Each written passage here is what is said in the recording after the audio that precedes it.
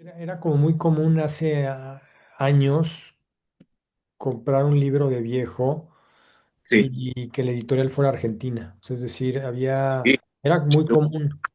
Sí, Hoy sí, en día sí, ya no tanto. Es decir, sí, es una reflexión así que me surge sí, ahorita. sí, sí. Bueno, la década del 40 y del 50 fue fundamental en Argentina en lo que se refiere a políticas de traducción. Eh, por ejemplo, a ver, pienso en algún ejemplo. En El Camino de Jack Kerouac. La primera edición en Estados Unidos es del año 55, si no me equivoco. Y en el año 56 ya hay traducción argentina. Ya tengo, ¿no?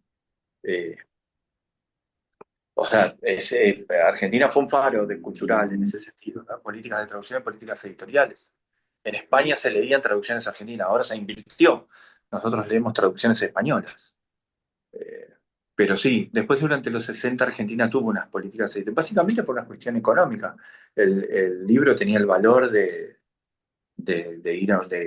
irnos a cenar hoy en la noche, ¿no? Eh, y se realizaban, al ser un libro de consumo cultural económico, eh, se hacían grandes tiradas, ¿sí? Hay un autor, un editor, quizás el más importante de la década del 60, que se llamó Jorge Álvarez, tenía su propia editorial, Jorge Álvarez, y él hacía tiradas, por ejemplo, publica a Gabriel García Márquez. Él fue el primero editor moderno que le pedía a los autores qué escribir. Entonces se comunicaba con García Márquez o Vargas Llosa y le decía, mira, necesito para el mes que viene un cuento tuyo sobre el amor, otro sobre la pérdida, otro sobre la codicia. Fue el primero que trabajó, o sea, digamos, la idea de sacralizar la figura del autor, ¿no? Y las tiradas de él eran 10.000 ejemplares en agosto, 10.000, otra reimpresión de 10.000 ejemplares en octubre.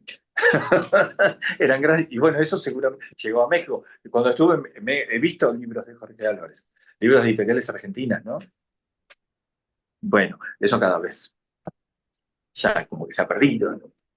Eh, bueno, que es algo que, por ejemplo, me llama la atención con México, porque la producción editorial en México es, en relación a nosotros, es 1.000.000 a 1. O sea, es mucho lo que publica México en relación a lo que publica Argentina. Y sin embargo, nos llega a cuentagotas el material de México. O sea, no llega ni el 1% de lo que se publica. ¿Y eso por qué? Es un misterio, no lo sé. ¿Será por el tema de costos de envío, de traslado? Sí, sí, está cambiando y ha cambiado mucho. Ya el hecho de visitar 5 años después este recorrido del que hablamos, bueno, las librerías de viejo mantienen sus inventarios, o los incrementan, como dices, en estos eh, menajes o legados que quieren deshacerse de inmediato. Exacto. Pero en las librerías digamos, actuales, comerciales, en estas cadenas, pues ha sido un ajuste en oferta tremendo. O sea, es decir, Ajá. la sección de libros de artes es cada vez más reducida.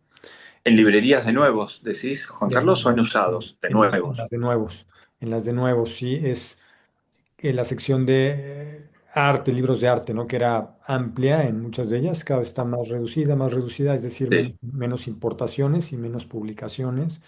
sí. Y, y se han modificado, han metido muchos productos, productos ajenos Al libro. al libro, o sea, es decir, productos de consumo, eh, Con souvenir, pretextos, souvenirs, etcétera. claro. Y las secciones obviamente que también eran parte de de algunas de las librerías de tener cine o de tener música, eso ya no Ya. hay. Ya no hay Ah, ya no hay películas, ya no hay discos. Em, las secciones de libros infantiles, que es un punto optimista dentro del choque que es regresar después de unos años a esas librerías, han crecido, tienen una oferta, sí, me parece sí, estupenda, dentro de que nunca había sí. puesto tanta atención antes, pero hay una oferta maravillosa para los niños, pero todo lo demás está reducido Cada vez se reduce más. cada vez E más. incluso yo creo que también, digamos, estos grandes grupos editoriales, porque muchos Muchas editoriales fueron absorbidas por grandes grupos, ¿no? Grupo Planeta contiene 50 editoriales. Lume, o sea, o Random House contiene otros, o Norma contiene otros, ¿no? Y ellos establecen también el negocio del consumo, ¿no? Han modificado nuestros hábitos de consumo basados en la novedad, ¿no? O sea, el Grupo Planeta envía a una librería 50 títulos por mes, ¿no? ¿Qué posibilidad hay de que un autor que publica su primera novela sea exhibida como corresponde, tenga una buena distribución, el librero la lee, la recomiende? Se han cambiado nuestros hábitos también, ¿no?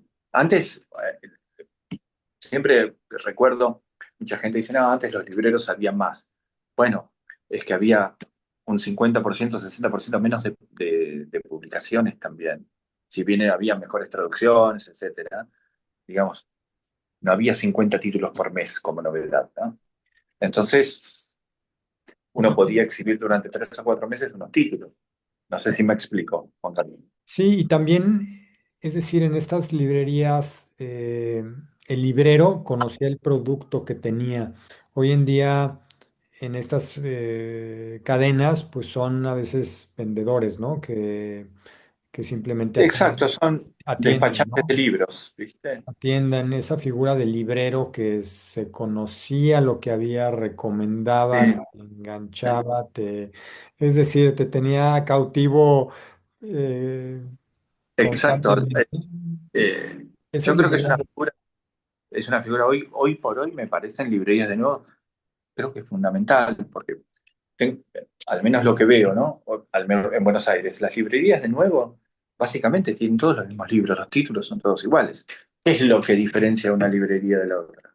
Y la figura del librero, aquel que sabe, aquel que te recomienda, aquel que genera fidelidad lo importante es volver, más que ir. Vos vas, pero lo importante es volver a ese lugar, ¿no? y aunque hay vendedores amables y extraordinarios y sí leídos y entendidos, no es lo que predomina. Eh, y ese perfil, tanto de la librería de nuevo, que no era parte de una cadena, como del librero, siento que ha disminuido, está Sí, desapareciendo quizá, y pero muchas sin ninguna duda. cadenas también de librerías también Sí, han sido absorbidas o sí, ya sí, sí, sí, es verdad. desaparecieron. Sí, Allá sí. también pasa lo mismo. Sí, sí, sí, sí, sin dudas. Eh, acá hay dos cadenas importantes, una que se llama Cúspide, de librerías Cúspide, y la otra que se llama Jenny el Ateneo. Y lo que tienen no es y eso es lo interesante, porque la gente va quizás por una cuestión edilicia. Jenny el Ateneo es considerada, hay una librería aquí cerca que es considerada una de las librerías más lindas del mundo. Pero los libros que tiene, o sea, lo que tiene es volumen, no variedad en títulos. No sé si me explico, Juan Carlos. Vas a una librería pequeña y tiene más variedad que ella, Claro. ¿no? Pero la gente le atrae ese tipo de cosas. Y quizás la figura del librero ahí desaparece porque la gente simplemente va, no necesita recomendación, no tiene esa inquietud de, ya va a aquello que gusta tal cosa, tal autor, y El el librero. el coffee table el- book. exactamente. Lo cual es yo no termino de comprender esa idea de- bueno, acá hay cierto que tiene que ver con la idiosincrasia argentina también, ¿no?